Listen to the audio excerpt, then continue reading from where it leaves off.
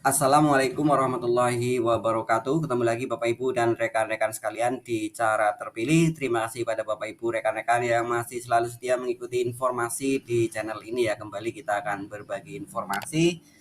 Kali ini terkait informasi pengadaan aparatur sipil negara tahun 2023 ya, Pak ASN dan P3K juga Bapak Ibu ya. Informasinya untuk di tahun 2023 ini seperti apa? Kita akan lanjutkan Bapak Ibu, tapi jangan lupa yang belum subscribe channel ini silahkan di subscribe terlebih dahulu ya. Barangkali ada yang baru menemukan channel ini, tombol subscribe-nya masih merah, silahkan ditekan Bapak Ibu, tekan bola loncengnya agar tidak ketinggalan dengan update informasi dari channel ini. Like, komentar, dan bagikan Bapak Ibu.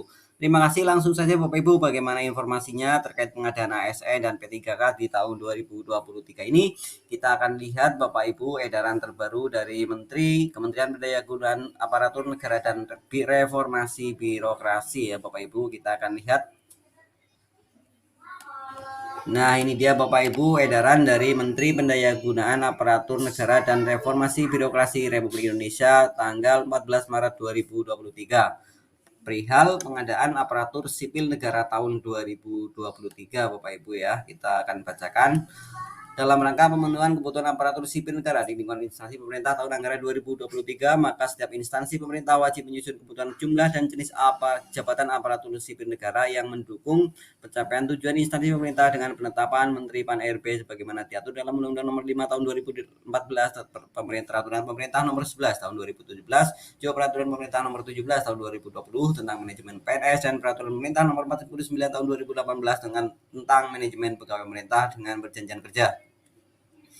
Selanjutnya, usulan kebutuhan ASN tahun anggaran 2023 harus memperhatikan ketersediaan anggaran dalam APBN atau APBD dengan prinsip zero growth kecuali untuk pemenuhan ASN bidang pelayanan dasar, di bidang pendidikan dan kesehatan. Sedangkan untuk usulan jabatan fungsional dapat pula diusulkan untuk semua jenjang jabatan fungsional sesuai dengan peraturan masing-masing jabatan fungsional dan akan ditetapkan sesuai dengan ketersediaan instrumen seleksi. Adapun hal-hal yang harus diperhatikan dalam menyampaikan usulan kebutuhan ASN sebagai berikut. Yang pertama, untuk instansi pusat, usulan kebutuhan berdasarkan peta jabatan yang telah ditetapkan oleh PPK dan memperhatikan jumlah ASN yang memasuki batas usia pensiun tahun 2023 serta kesediaan atau kemampuan anggaran dengan ketentuan sebagai berikut. A. Instansi pemerintah dapat mengusulkan kebutuhan CPNS dan P3K. B. Usulan kebutuhan CPNS hanya pada jabatan bidang kejaksaan, bidang kehakiman, bidang intelijen, serta tenaga dosen. C. Merujuk huruf A, usulan kebutuhan CPNS untuk jabatan pelaksana berpedoman pada Peraturan Menteri Pan-RB Nomor 45 Tahun 2022 dan Keputusan Menteri Pan-RB Nomor 1103 Tahun 2022. D. Kebutuhan tenaga dosen sebagaimana dimaksud pada huruf A merujuk pada data kebutuhan dari Kementerian Pendidikan, Kebudayaan, Riset, dan Teknologi. E. Usulan kebutuhan P3K untuk jabatan fungsional berpedoman pada Peraturan Menteri tentang nomenklatur masing-masing jabatan fungsional dan kebutuhan Menteri Pan-RB Nomor 158 Tahun 2023 dengan syarat kualifikasi pendidikan sesuai dengan rekomendasi dari instansi pembina. Dan F. Kebutuhan tenaga kesehatan merujuk pada data kebutuhan dari Kementerian Kesehatan. Yang kedua Bapak Ibu untuk instansi daerah ya. Usulan kebutuhan berdasarkan peta jabatan yang telah ditetapkan oleh PPK dan memperhatikan jumlah ASN yang memasuki batas usia pensiun tahun 2023. Kondisi geografis daerah, rasio jumlah penduduk dengan ASN, rasio alokasi anggaran belanja pegawai, serta kesediaan atau kemampuan anggaran dengan ketentuan sebagai berikut. A. Usulan kebutuhan P3K diprioritaskan untuk memenuhi kebutuhan pegawai di bidang pelayanan dasar, pendidikan, dan kesehatan, satuan unit kerja di daerah terpencil atau tertinggal dan terluar. Usulan kebutuhan P3K diutamakan bagi satuan unit kerja yang dalam pengadaan ASN tahun 2022 tidak mendapat alokasi tambahan pegawai baru. B. Usulan kebutuhan P3K untuk jabatan fungsional berpedoman pada Peraturan Menteri tentang nomenklatur masing-masing jabatan fungsional dan kebutuhan Menteri Pan-RB Nomor 158 Tahun 2023 dengan syarat kualifikasi pendidikan sesuai rekomendasi dari instansi pembina. C. Kebutuhan tenaga guru merujuk pada data kebutuhan dari Kementerian Pendidikan, Kebudayaan, Riset, dan Teknologi. Dan D. Kebutuhan tenaga kesehatan merujuk pada data kebutuhan dari Kementerian Kesehatan.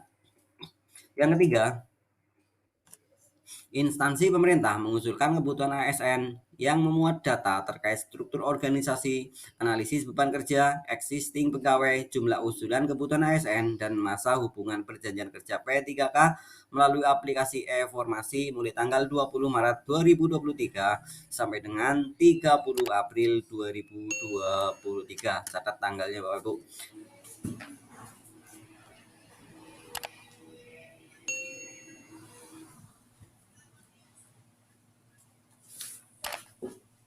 Keempat, instansi wajib melengkapi dokumen sebagai berikut. A. Tautan peta jabatan terbaru yang telah ditetapkan dan dapat diakses atau unduh.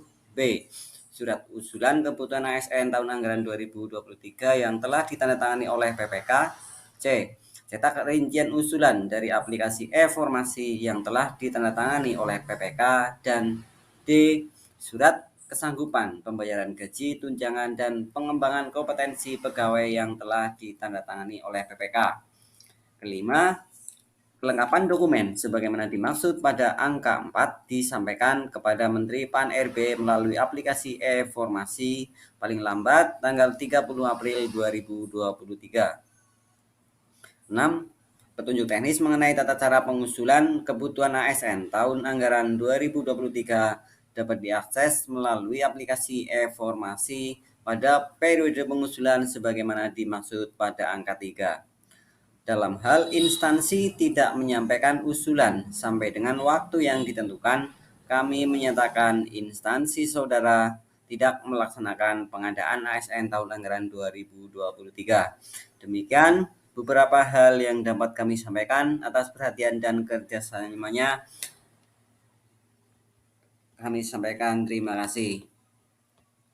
Jadi demikian Bapak Ibu edaran dari Menteri Pan-RB terkait pengadaan aparatur sipil negara yang ditujukan kepada pejabat pembina kepegawaian instansi pusat dan pejabat pembina kepegawaian instansi daerah.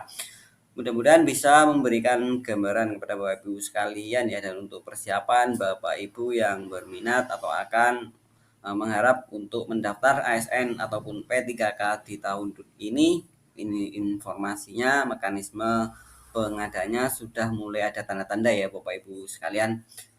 Oke, demikian Bapak Ibu rekan-rekan informasi kali ini, semoga bermanfaat dan terima kasih kepada Bapak Ibu rekan-rekan yang sudah mengikuti informasi ini sampai selesai. Terima kasih kepada Bapak Ibu rekan-rekan yang sudah subscribe ya. Bagi yang menginginkan edaran ini nanti bisa di-download di link deskripsi video ini. Saya cantumkan linknya ya Bapak Ibu, silahkan di-download. Terima kasih, kita akan ketemu di video informasi berikutnya. Saya doakan Bapak Ibu semua selalu diberi kesehatan dan lindungan Allah Subhanahu wa taala. Amin amin ya rabbal alamin. Wassalamualaikum warahmatullahi wabarakatuh.